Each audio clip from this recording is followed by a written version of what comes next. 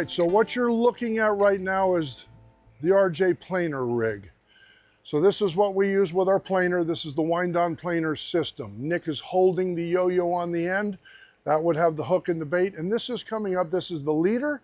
This is the wind-on shock cord, we call it. This is our jumper. Okay, that's our jumper made of Dacron here. Here's our planer. Here's our double snaps. And this is braid that goes to the rod. Okay, so well, again, rod comes here.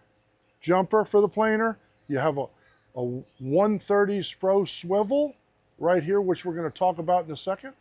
130 Spro swivel, a 130 Spro swivel to the rest of the wind-on planer rig.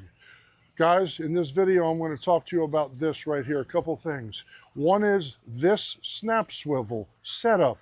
You can obviously see that this is cut off. In the store, if you're making your own, we have to sand and round this down or it will cut you and it will cut this and this. You definitely better spend the time to make this very smooth so it cannot cut you. That's number one. I'm going to show you a picture now of a failed product. Okay, it looks wonderful when you put it out, but here's a failed product. You can see the light blue. You can see the swivel. That's called a wind-on swivel. That's what in the tuna game years ago, you used to see guys use this swivel a lot. We don't see it a lot anymore. So this swivel you're looking at, the problem with it on the jumper right here is that inside the loop of that swivel, it cuts. So that has cut the actual Dacron loop, which is really, really bad. A big fish was lost in this scenario.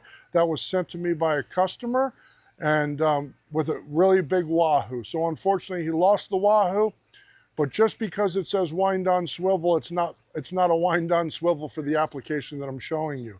Guys, this is a 130 Spro swivel. It's perfect for what we do. Understanding that some guys are trying to make this with a 230-pound swivel, and the actual snap can come right out of it. On a 130, it's got a tight enough fit where it can go in. Now, couple changes you can make to this. Understand, I see some guys have their snap really open like that. Really open snap can be a little dangerous, and yes, obviously can come out much easier.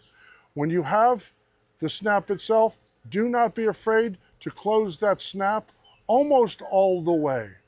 So get that sucker down near the other one so there's just a little bit of a gap there. And you'll have much less problem with the planer coming off of the actual rig itself. But again, guys, that's your jumper. Remember, your jumper has to be much longer than the actual planer itself or the planer will not trip or set. So this part of it has to be much longer than the planer itself as your jumper, remembering that once you take this planer off, guys, you are fighting the fish with pressure on both these swivels. So if you're using the wrong swivel or you're using the wrong Dacron, again, it's going to cost you a fish. In this case, it did cost them that fish. Don't get caught up in that. And again, if you have a question as far as rigging, anything to do with wind-on planers or rigging in general, the Crew platform is where it's at.